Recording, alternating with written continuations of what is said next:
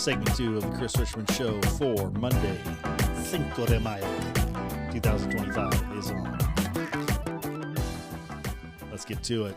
I wanted to get to this last week and kind of ran out of time, ran out of, I don't know, whatever you call it, space. But it is fairly important and it needs to be done. So this is published by the Seattle Times.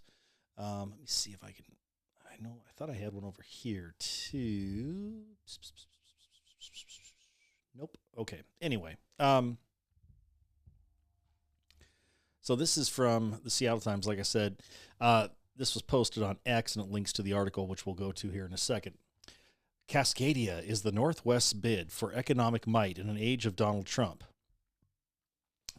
It's not a secession movement, but an effort to knit together a region, John Talton writes. So let's go ahead and dig into this a little bit. Now, being from the Seattle Times, you know, it's probably going to be fairly liberal, right? Yeah, you would be right on that. So let's go ahead and start reading through this. It's not a super long article. Again, by John Talton. This was published on May 2nd. So not too long ago. Anyway, the idea of economic corridors goes back to ancient times, the most famous being the Silk Road, which linked the Far East, especially China, with Europe. According to UNESCO, the tax from merchants funded the development of civilizations all along the length of the routes, and the intellectual and cultural exchanges that took place were vital to the emergence of vibrant, independent, yet interconnected cultures across modern Central Asia. An idea of a corridor linking Portland with Seattle and Vancouver, BC is newer, the Cascadia Corridor. The economic ramifications of Cascadia emerged in December when the Washington State Department of Transportation was awarded $47.9 million by the Federal Railroad Administration to study high-speed rail. Lord, join me in praying if you would. Lord, please, in your mercy, have President Trump cancel that money soon. Thank you, Lord. Oh, Lord. Okay. According to WSDOT, quote, a stronger, better connected economic megaregion has the potential to thrive in the global marketplace. A key component of that vision is a fast, frequent, reliable, and environmentally responsible transportation system that unites this Cascadia megaregion and positions it for global competitiveness and future prosperity. According to the Federal Reserve Bank and Statistics Canada, the region's gross domestic product totaled about $296 billion in 2023 for British Columbia and $1.1 trillion in 2024 for Washington and Oregon. The Seattle region is a magnet for world talent with Amazon, Starbucks, Expedia, Boeing, startups, Fred Hutchinson Cancer Center, and numerous health-related companies and organizations, the Gates Foundation, Costco, PACCAR, Alaska Airlines, Nordstrom, and Microsoft. Scores of companies are in Vancouver, including Redback Mining and Canadian Motion Picture Park Studios. Portland boasts Nike, Precision Cast Parts, the North American headquarters of Daimler Truck and Adidas, as well as Columbia Sportswear and Intel, once a Silicon Valley titan that is facing severe challenges. Okay, I'm going to stop for just a second here. Seattle. Boeing? Really? Boeing was founded in Seattle. It's not there now. Why? Because of liberalism. Just remember that. Amazon. Jeff Bezos moved away. He's in Florida now. I'm stunned Amazon is still there. Notice how they didn't mention Microsoft. Isn't that weird? Yeah. Well, they did mention Microsoft. Never mind. Way down at the bottom. You would think the world's, number one, number two, most valuable company would be rated higher up than last. Interesting. Anyway, calling this a region goes back to the early years of the American Republic. In a 1813 letter,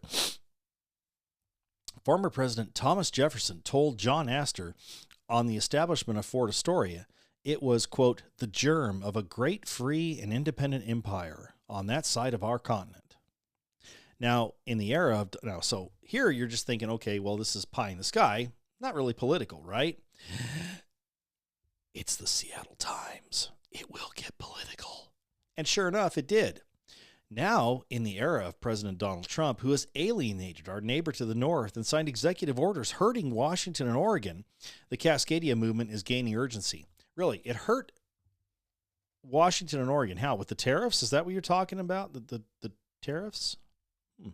So, got a story in here about companies that are actually benefiting from the tariffs because they're actually producing more. Weird.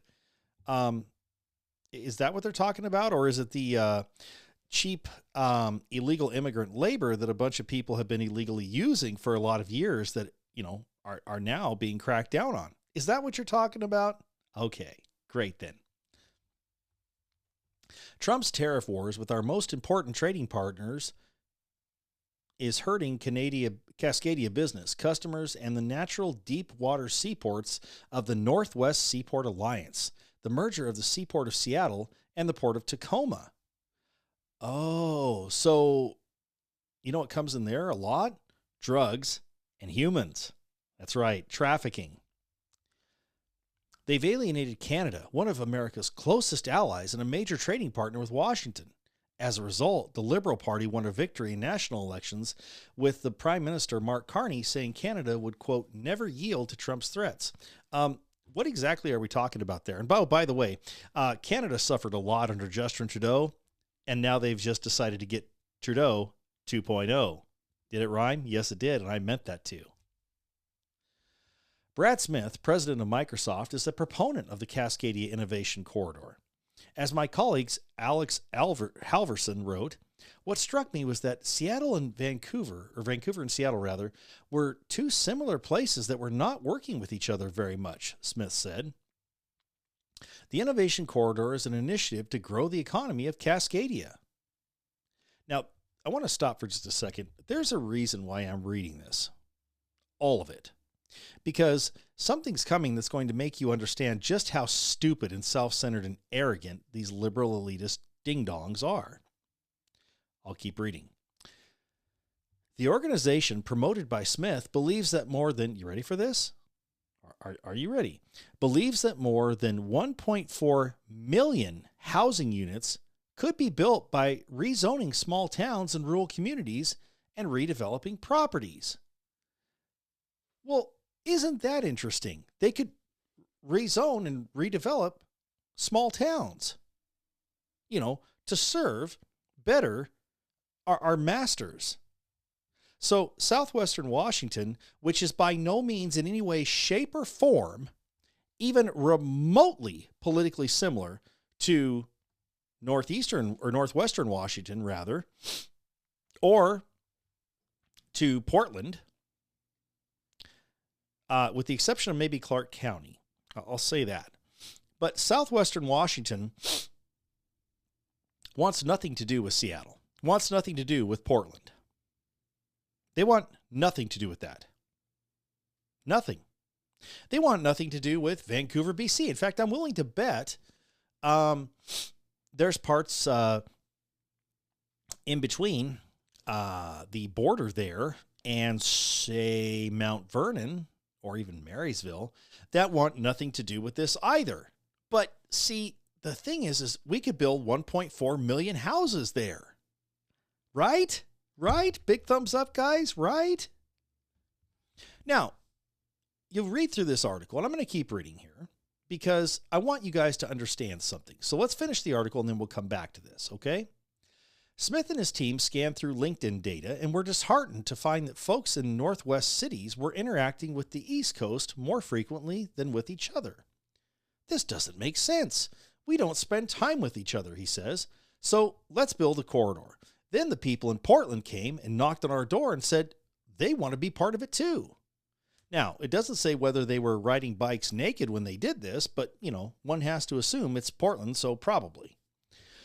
Smith's goals were ambitious. In 2019, the initiative laid out a vision of a region humming along with abundant, affordable housing, collaborative scientific research between the three cities, and a high-speed rail by 2035. Goals around infrastructure are the biggest challenges. Under the Plugs administration, the federal government kicked in some funds for the planning stage of a high-speed rail in Washington. Connect for Impact, a site run by Deloitte, uses data collection, AI analytics, and measuring the causal impact of interventions in economic corridors such as infrastructure planning and regulation. It uses the definition, an economic corridor is a geographically defined network connecting economic agents and activities to overcome frictions and unleash efficiencies. That perfectly describes Cascadia. The Cascadia Information Center, an organization dedicated to bringing, quote, the region to come together, maximize our shared competitive advantages, and elevate our global economic position. In a sponsored advertisement in the Seattle Times, the organization wrote in 2018, quote, the region needs to come together, maximize our shared competitive advantages, and elevate our global economic position, unquote. In the same op-ed, Greg D'Avignon, President and CEO of the Business Council of British Columbia and co-chair of the steering committee, said, studies are underway on the ability to travel quickly within the corridor via high-speed rail. Thanks to support from from states of Washington and Oregon, the province of British Columbia, and Microsoft. This would be a transformative step forward, a game changer that would truly connect our region and enable us to effectively compete on a global scale. Since 2018, the region has grown closer together. For example, Microsoft's Technology Center in Vancouver, another magnet for top talent, Microsoft opened its Canadian branch in 1985 and its first technology center in metropolitan Vancouver in 2008. According to the CIA World Factbook, Cascadia is home to 19 million people and generates $1.1 trillion in goods and services annually, which you already said up top, by the way. The region also shares the Cascadia subduction zone with the potential for massive earthquake. Wow, I'm glad they threw that in there. It shares an environmental ethos and believes in science and human-caused climate change. Washington, Oregon, and the province of British Columbia are taking steps to address it. For now, Cascadia is aspirational and inspirational, not a secession movement. Who said it was a secession movement? I mean, looking at this, when I read that to you, what, honest to God, how do you not read that and think, wow, this whole area must be of the same mind? It is not. In any way, shape, or form. They believe in science and human-caused climate change. No, they don't. Southwestern Washington, a vast majority of it, believes no such thing. No such thing. The arrogance and hubris of this article is staggering. Absolutely staggering. And here's the thing. Remember when this was, probably a month ago? Remember when we talked about one of the plans that Olympia had for Eastern Washington, or one of the things Olympia wanted to do, rather, was to tax your property not based off of what its value currently is, but what its value could be. So, in other words, and remember, I spoke about this, but I'm going to talk about it again because, well, let's see. We kind of need to. If you had, say, 5 acres. No, let's make it 10. 10 acres. You had a house and you had senior water rights, all this other stuff, right? Nice, right up against right up against a lake, okay? Let's say you're up in, Grand Coulee or something like that, right? Beautiful area, okay? That type of thing. And you have this 10 acres, you have a house, you have, nice area. Again, right up against a lake. And the value of your property, let's say it's $1 million, okay? Well, that's fine. And that's what you're used to being taxed on property-wise, is $1 million, okay? Makes sense. But let's say they go in and they say, yeah, but we could take this 10 acres And we could subdivide it into 20 half-acre lots. And the value we could get out of this would be approximately $25 million. So what they're saying is they would take and now tax you on $25 million of value instead of $1 million. So your property tax would increase 25-fold. Now, I want you to think about it for just a second here and name somebody out there that can afford a 25-fold increase in property tax, or even 10-fold. Let's say they value it at $10 million. Even a 10-fold increase in property tax. I can tell you right now, if they did that here, well, and it gets better. That's not just going to affect those big lots. Oh, no, it's going to affect the smaller ones too, because guess what? All the property taxes are going to go up. They just passed a property, or have a bill coming through right now, that will allow a maximum tripling of property tax. They couldn't get that through the value on what it could be, or tax on what it could be. So they went with, we'll just hold it to triple.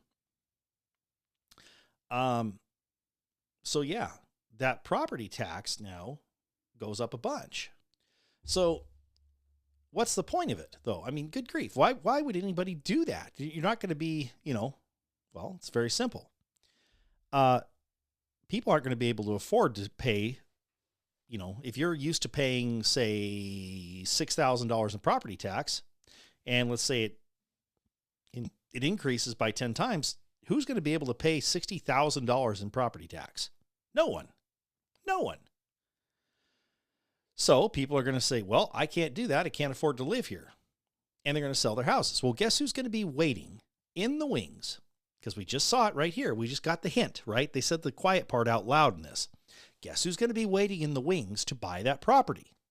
Developers. Yes, very good. And those developers then are going to make these houses. Now, here's the really nasty little secret. If they build these houses as low-income housing, and I can't remember what the time length is, but if they build them as low-income housing, they keep it that way for a certain amount of time, the federal government helps pay for it. Isn't that nice? But even if they don't, still, if I'm one of these bigwigs who is working for this, and, I can do that, well, boy, oh boy, I'm going to be happier than a pig, and you know what? Now I can sell all this stuff to people who don't want to live, who work over there, but maybe they don't want to live there. So if I work in, say, Seattle, okay, or Portland, we'll say Portland just for fun and giggles. We'll say Seattle, make it all Washington State. And I live in Seattle, or I work in Seattle, but I don't want to live there because, all those homeless people and drug addicts, why would I want to live there? So I take the choo-choo train to my house, which is where a field used to be in, say, I don't know, Battleground. Used to be a farm, right?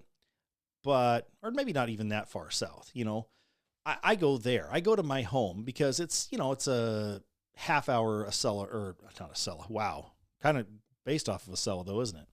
It's a half hour ride on this high-speed choo-choo train to get to my house. So I don't have to work in Seattle. I don't have to live in the locations and live with the things that I've wrought. No. I can just go away. It's no big deal, right? Let's see here. Let's look for just a second here.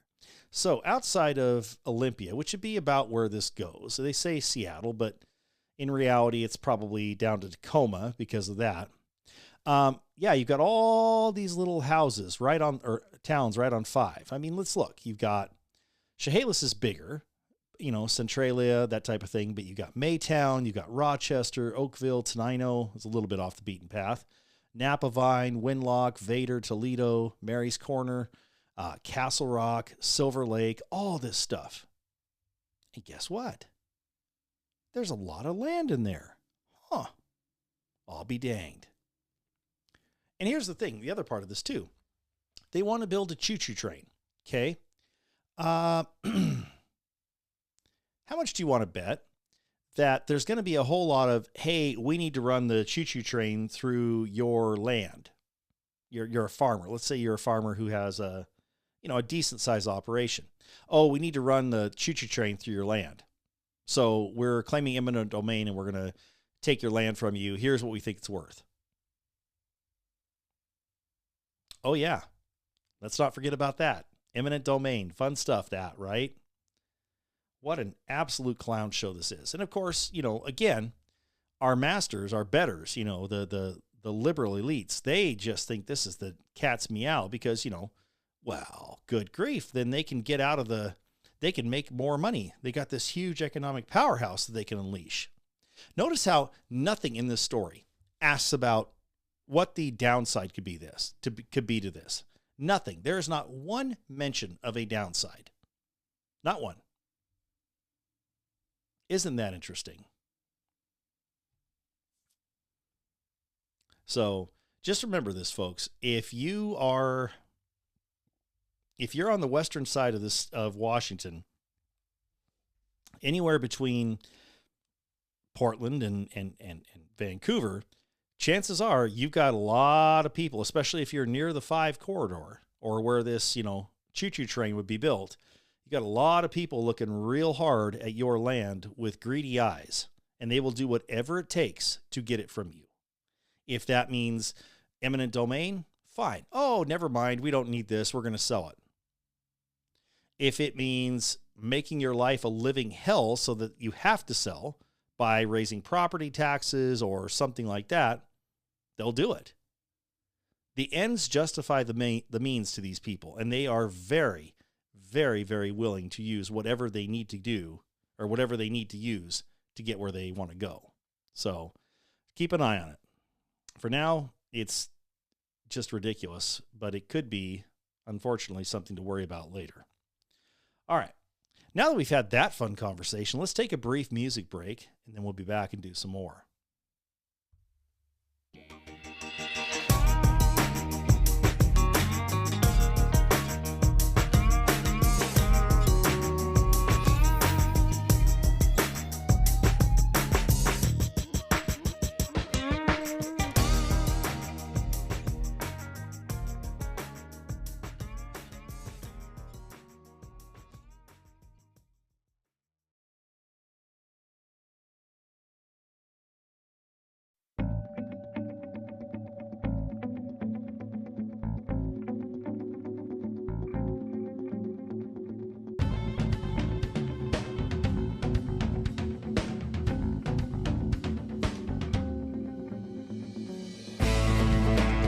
Back with segment 2 of the Chris Richman Show for May 5th, rather, Cinco de Mayo, 2025. All right, so let's get into this next story.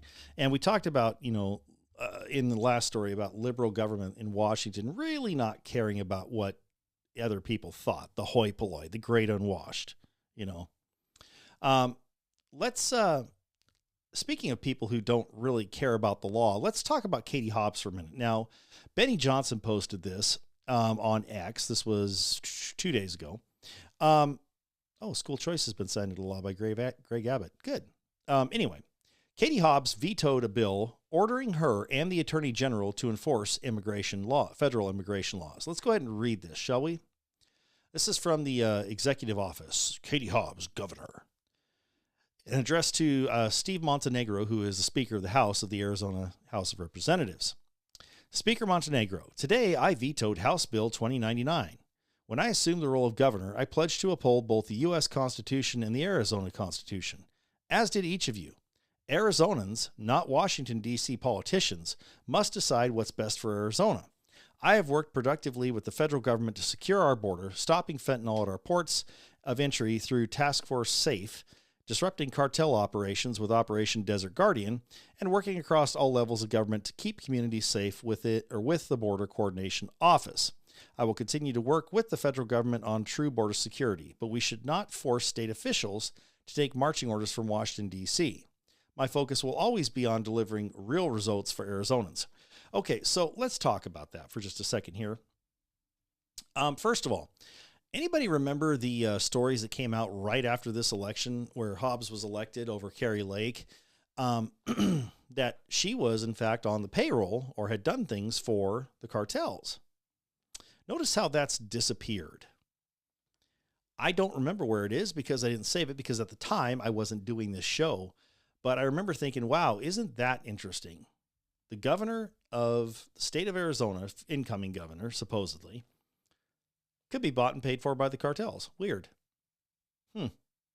So here's the thing. Pledging to defend the Constitution.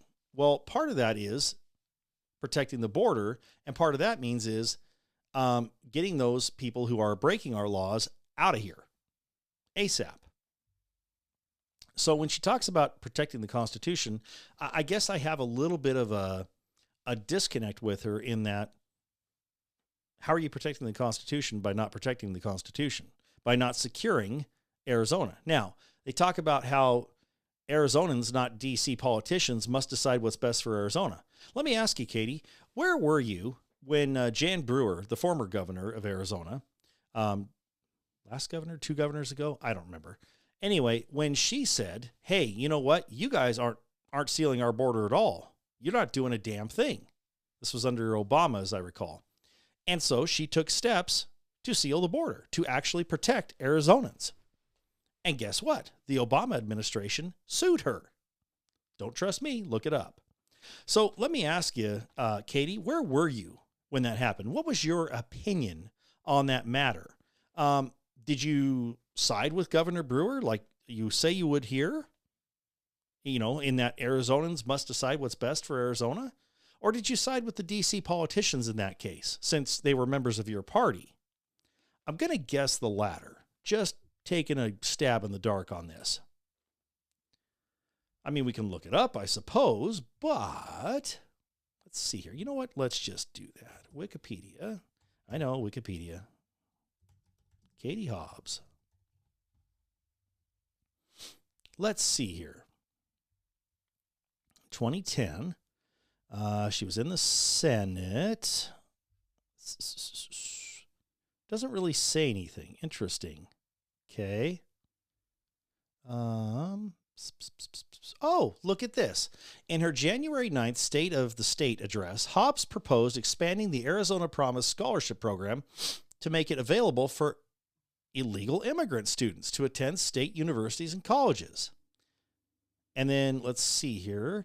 In May 2023, ahead of the repeal of Title 42, Hobbs announced that the state would establish 5 new bus routes to transport illegal immigrants from small border communities to Tucson.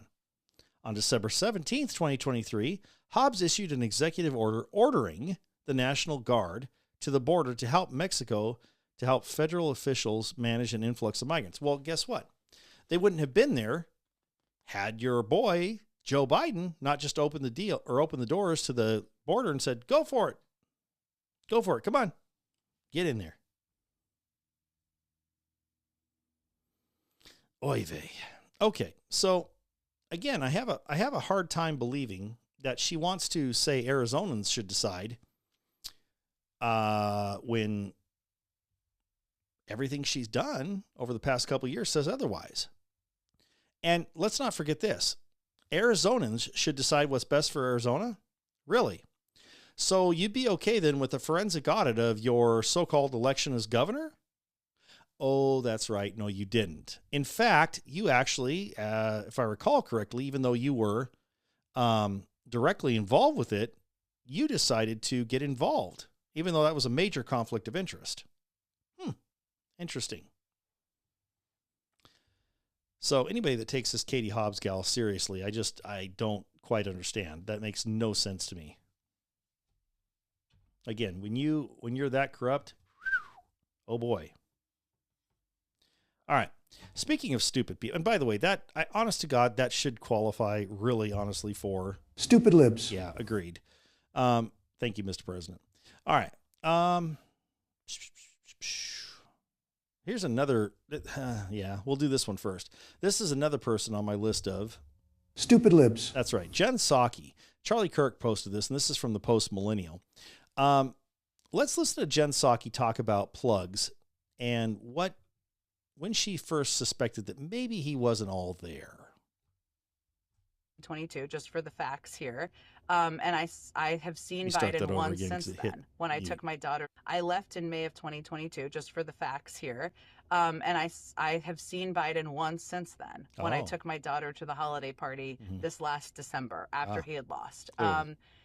And so I hadn't seen him in person during that period of time. I never saw that person, not a single time. And I was in the Oval Office every day that was on that debate stage. I'm not a doctor. Really? Aging happens quite quickly. Were things that people saw during that period of time that were similar to that or would have been in a category of that? I don't know, possibly, right? And all these books are going to tell us. Like, do you think that were they actively covering it up? Were they sort of in denial, or was that just a bad debate? Like, what is your read on that? Well, this is what I mean about cover up is a Dear very God, loaded softball. term, I think. Well, it means you knew that it was really bad and you're pretending otherwise versus you're deluding yourself, which I think is what people do a lot. Well, I understand, but I still think it's like cover up is often like a crime, right? We're talking when people use that term. They say it's worse phrase, than the crime. People use that term That's a as they relate conspiracy. to Yeah. Watergate or the covering up of not sharing public information about a war. Yeah, and I'm not accusing anybody of a crime. I understand, but other people have used that term, and I think it's a bit of a dangerous term. I left. Okay, so does anybody honestly now? Supposedly Jen Psaki's this super smart person, and just sharp as a tack. Understands everything, and was such a great White House spokesman rather. Even though the first couple days all she could say was "circle back," hence her nickname, Circle Back. Does anybody honestly believe, though, that she couldn't figure out that Biden had no clue what he was doing, that he was, where's my ice cream? Lake here. Come on. How is it that half the population, over half the population, knew without any question whatsoever that this dude wasn't there? He was not there. How is it that she couldn't figure this out when they'd wrap up the campaign for the day during the 2020 election at noon? They'd wrap up the day at noon. They wouldn't take any calls, any communiques whatsoever. Afternoon. Who does that? Meanwhile, President Trump was flying across the United States all over the place, doing 2-3, rallies a day. Vim and vigor squared. Okay. How is it that Biden couldn't draw a stink if he was poo? First of all, how is it that he supposedly won? But secondly, when you hear him talk and he's fumbling over his words and he loses his spot and he forgets what he's doing and he doesn't know what the hell he's saying half the time, how do you not suspect that something's wrong? And then after the so-called election, when he comes out, and you could tell when Biden wasn't doing well. It's interesting. One of the first things I noticed was I started calling him Walter. Why? Because he'd look, when he wasn't doing well, he'd get the squinty eyes and everything, and he'd look like Walter, Jeff Dunham's puppet. 100%. In fact, I posted a picture on my Facebook account of Walter on one side and Plugs on the other, and it was hilarious to see because the resemblance was uncanny. But she didn't see anything. She'd never, no, there was no indications whatsoever. Then why are books coming out? Now, part of this is CYA from the media. Absolutely. Same thing with COVID stuff. There's an article in here, The Miscalculations of COVID School Closures in the New Yorker. It's the media doing CYA, 100%. So this is CYA on Jen Psaki's part. Absolutely, 100% the case. She's trying to protect her butt. We should not let up on this, guys. I'm not kidding. We should not be letting up on this. Not even remotely. All right. Now, this gal, the next segment of Stupid Libs. She's going to get the wonderful thing of Political Whore of the Week. That's right. Political Whore of the Week. And that, for today at least, I should say Political Whore for the day, but this one might actually be a week. This is Ilhan Omar. Yeah, it's not Jasmine or AOC this time. So I don't know what they've been doing, but boy, they're slacking and they kind of need to pick it up. But at least it's a squad member, right? So let's hear, Ilhan was on Al Jazeera, and let's hear what Ilhan Omar had to say. One of the things she had to say about this country. This is about a 52-second soundbite. So again, this was on Al Jazeera. A lot of conservatives in particular would say that the rise in Islamophobia is a result not of hate, but of fear, a legitimate fear, they say, of quote-unquote jihadist terrorism, whether it's Fort Hood or San Bernardino or the recent truck attack in New York. What do you say to them? Nolans. I would say our country should be more fearful of white men across our country, because they are actually causing most of the deaths within this country. Really? And so if fear was the driving force of policies to keep America safe, Americans safe inside of this country, we should be profiling, monitoring, and creating policies to fight the radicalization of white men. Really? So white men. I'm curious here, and please, help me if I'm wrong on this, but who was it that attacked the World Trade Center? Not once, but twice. The second time bringing down the World Trade Center in 2000. So the first one was in 93, and then 2001 was the second one. Gosh, who was that? Was that a white? Were those white people that did that? I don't think they were. Who bombed the barracks, the Marine barracks in Beirut? Let's see here. They mentioned a few others right there. Fort Hood, for example. They failed to mention the New Orleans one, which was also that one was covered up very quickly, wasn't it? So it's funny. Last time I checked, white men really aren't the problem. I mean, if you look at it, when it goes to gun violence, or as they call it, gun violence, it's a stupid name, but firearm-related incidents, let's put it that way, usually not white men.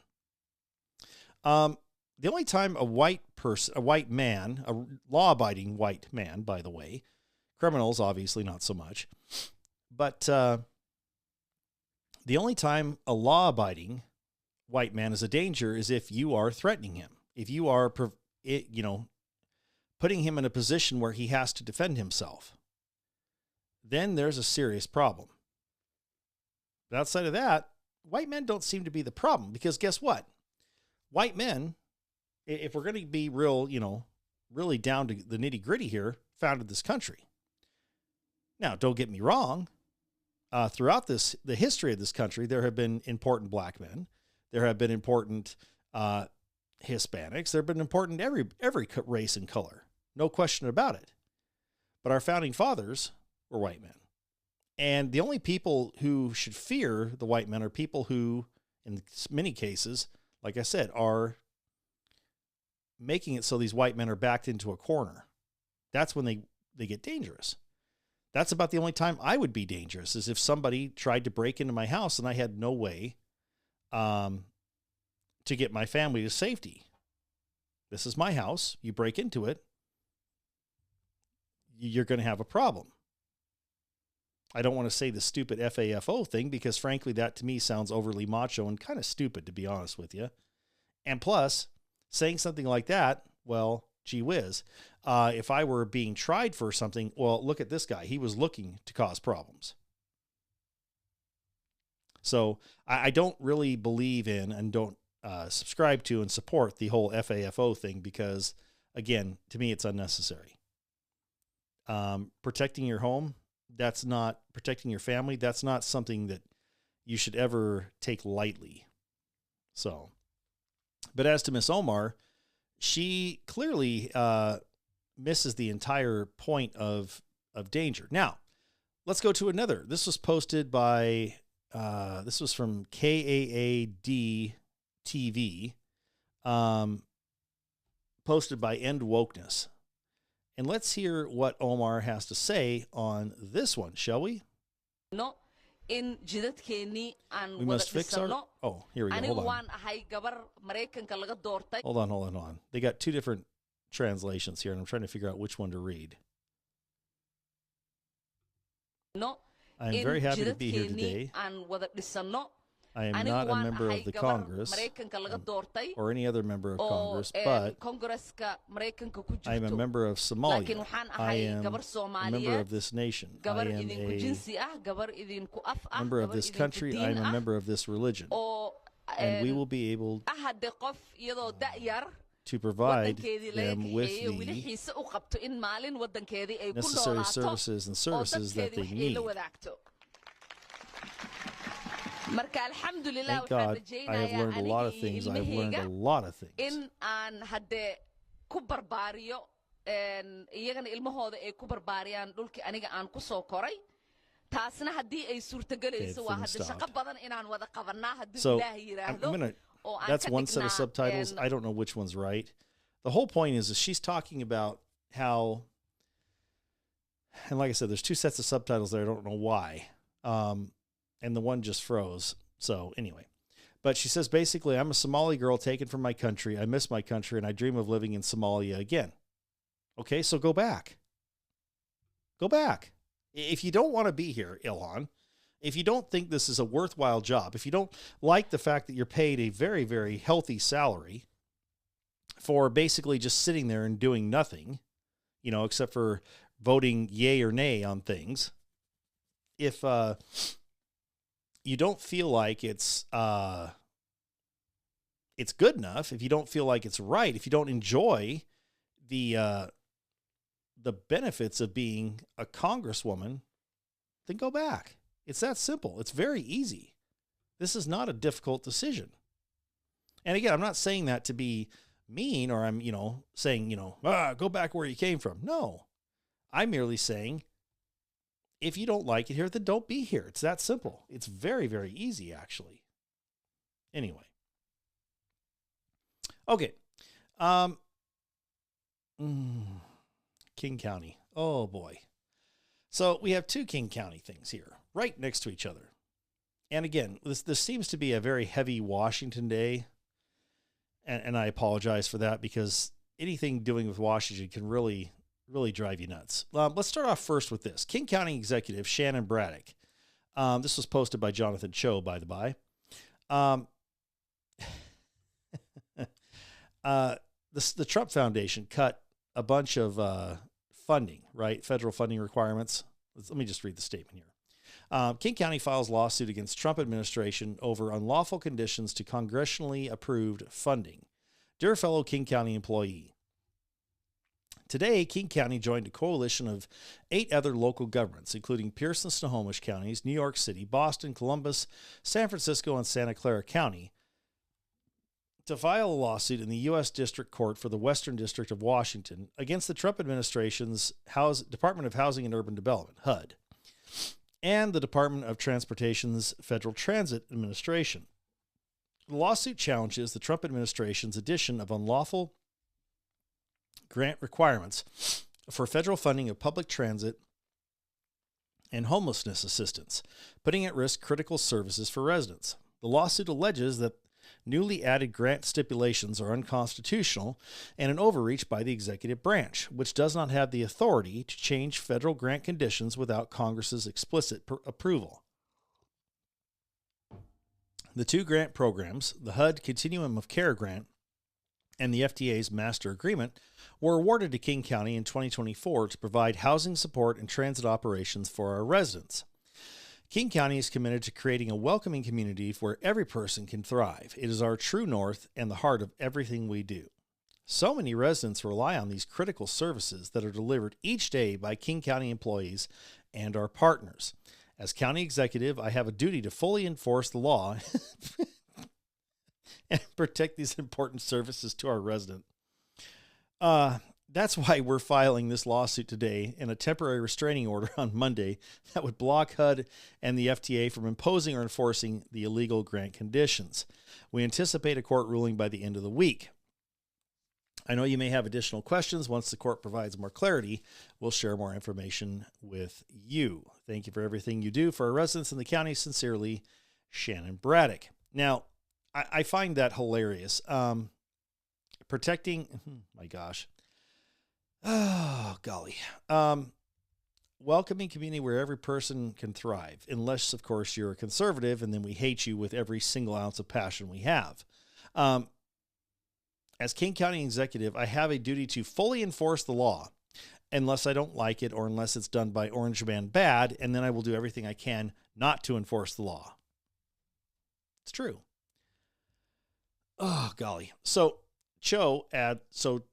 Jonathan Cho retweeted this, and he said, King County is now suing the Trump administration over certain federal funding requirements. The region's homeless industrial complex needs this money to continue the housing first grift, which has led to a record number of people living on the streets. It's true. The amount of homeless people in Seattle is ridiculous right now. And of course, like we talked about, it's spreading out. It's in Spokane, Tri-Cities, Yakima, all over the place. Even in Moses Lake here, we've had a huge increase. Why? Well, because it's okay. We'll build little houses for you. We'll do everything we can to bend over backwards to make sure that you're okay, to make sure that you have, the basics that you need. A house, a pipe to smoke, whatever type of drugs you have, or a needle maybe, if you want to do it that way. A bed so that when you, pass out, you won't be on the ground. We'll go ahead. There's a Walmart and a Safeway and several other retail establishments you can steal carts from, so that'll be fine. We got a nice lake there, so you can go ahead and get in the lake and bathe, if you really feel like it. Water's not exactly great, but that's fine, right? It's water. You can get in that lake if you want. No big deal. We've got a liberal, in some of these places, liberal city councils. I mean, why not, right? And they'll just keep doing it over and over and over. They'll keep throwing money down the pit and saying, well, we care so much. No, you don't. You don't care at all. People like this, they don't care. They really don't. They could not give a crap about anybody. All they want is to look good so they can get reelected. That's all this is. And of course, the fact that it's taxpayer money, yours, mine, and people not even in Washington State that's paying for this. That's no big deal. Now, tied into this in a way is this story from the Seattle Times. King County just saw a 35% drop in gun violence, and Seattle's violent crimes are down by unusual double-digit percentages. The Seattle Police Union says it's fake news, writes columnist Danny Westneat. Now, Danny Westneat is, I have a hard time saying he's a columnist. Let's put it that way. Let's see here. I had this pulled up. Sorry, guys. 1 second here. There we go. Let's go ahead and read from this article, shall we?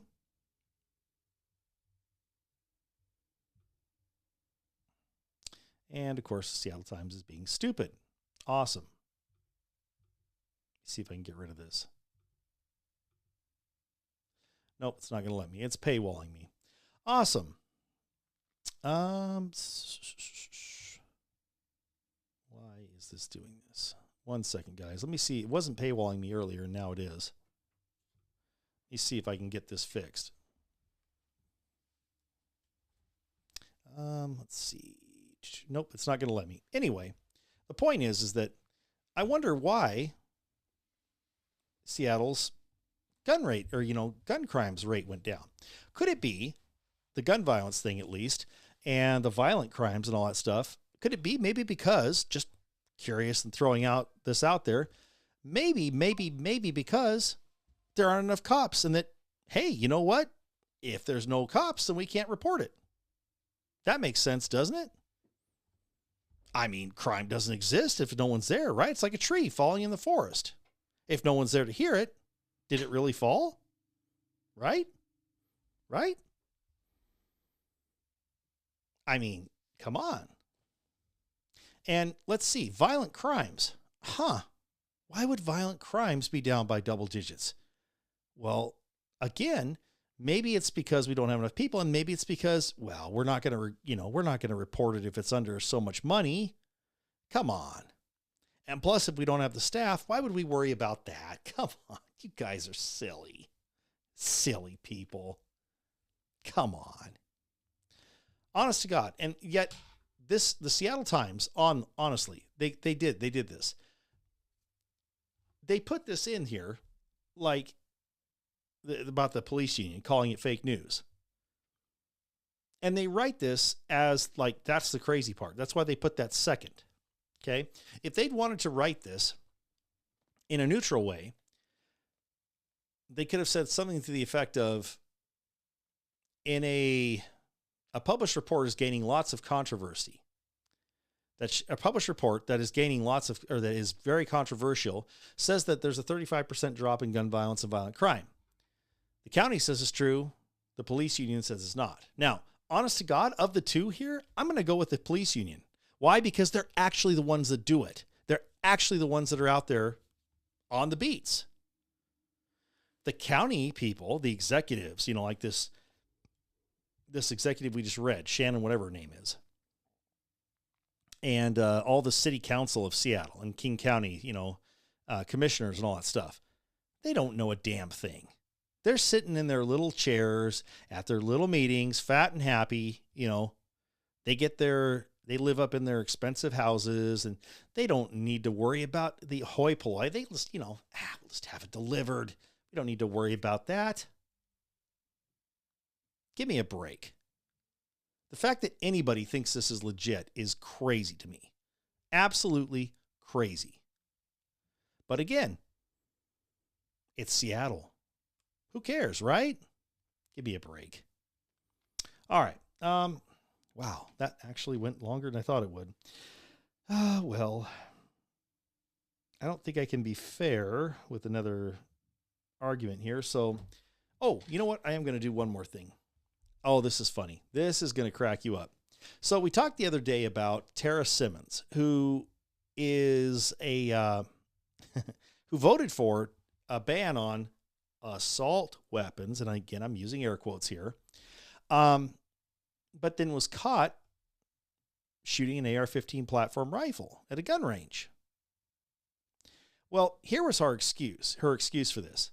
Well, the ban is for future purposes. The firearm belongs to my trainer, and he owned it before the ban. Ah, got it. Okay. So this is from the Post-Millennial, by the by. And let's see here. Let's go ahead and read from this article.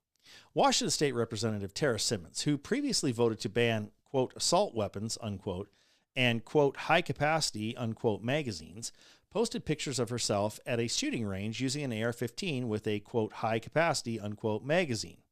The photos, shared by Undivided podcast host Brandy Cruz, were posted by Simmons on Facebook in a post praising her firearms trainer and expressing gratitude for learning how to protect herself.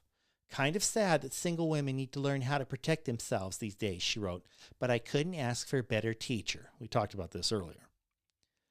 Critics quickly pounced on her hypocrisy, calling her out for training with the very types of weapons she voted to restrict. Simmons said in a statement to the Ari Hoffman show on News Talk 570 KVI, "The ban is for future purchases. The firearm belongs to my trainer, and he owned it before the ban.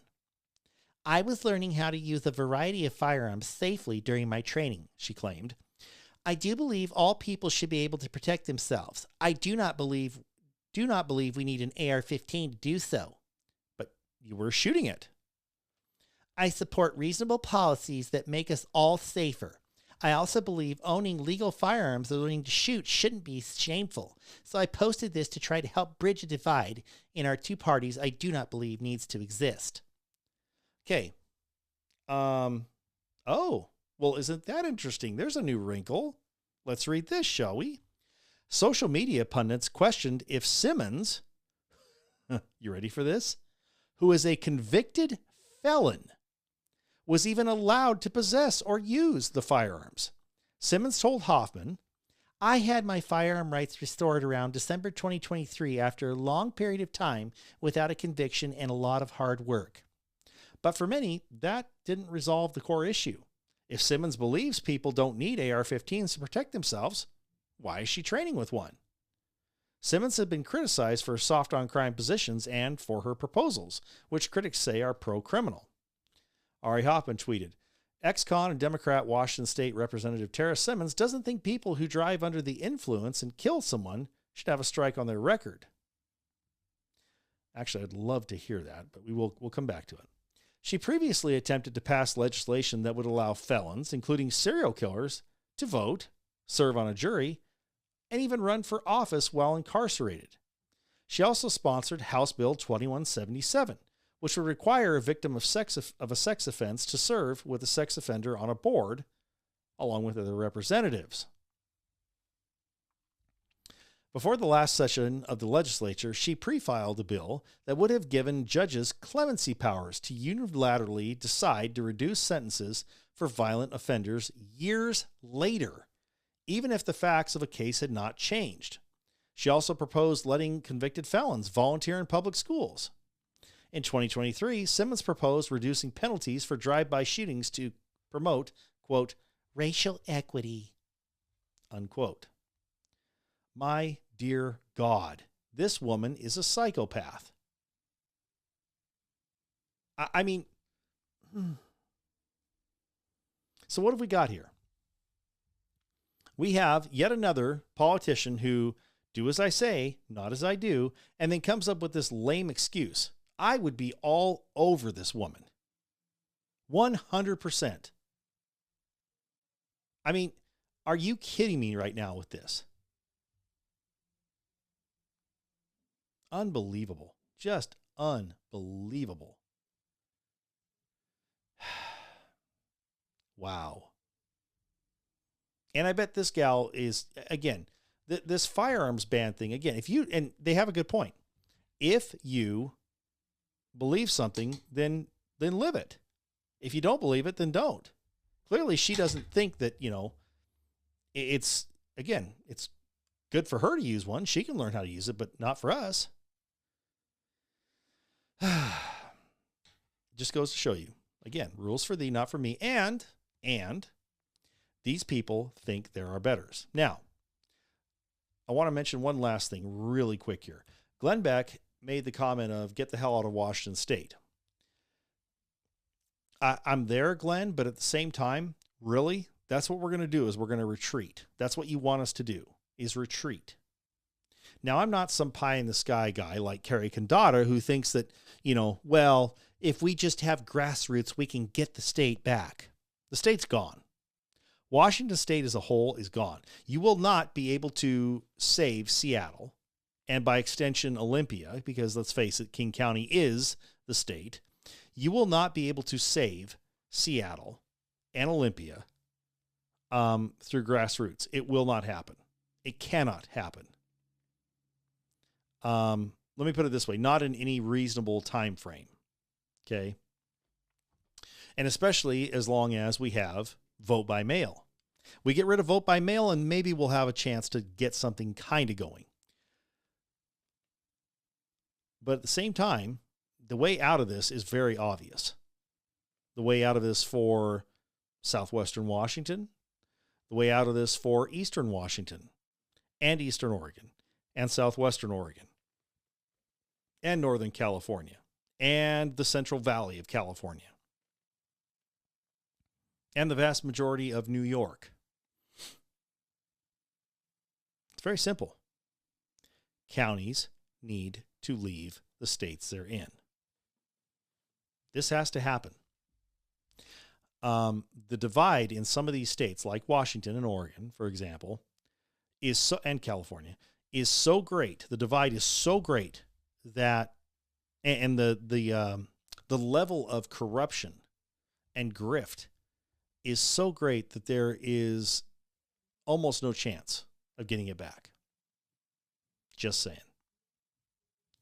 All right, folks, this has been the second segment of the Chris Richman Show for Monday, May 5th, 2025. Hope you have a great day. Happy Cinco de Mayo. And as always, most importantly, God bless you. We'll see you tomorrow.